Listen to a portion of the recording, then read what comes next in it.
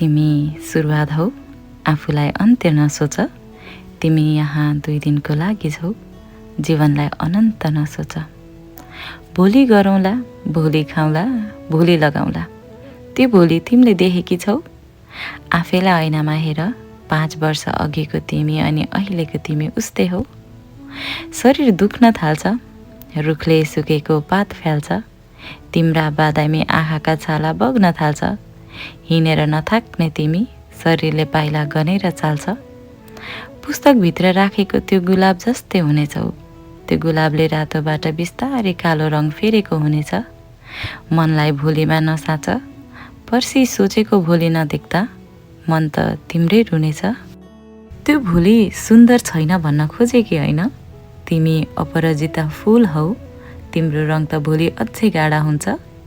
तर आफै सोच, तिम्रो आज नै यति सुन्दर छ भने भोलिको सपना कसले बुन्छ? आज हो कि भोलि थाहा नहुने यो जीवनमा, तिमी वर्षौँपछि गर्छु भने सपनालाई भकारीमा नराख। जे छ आजै छ, जस्तो छ आजै छ। आजभन्दा बढी भोलि होला, तर आजको जस्तो खुसी नहोला। म भन्दिनँ भोलिको लागि सपना नदेख, यो बितेको समय होइन, जीवन हो।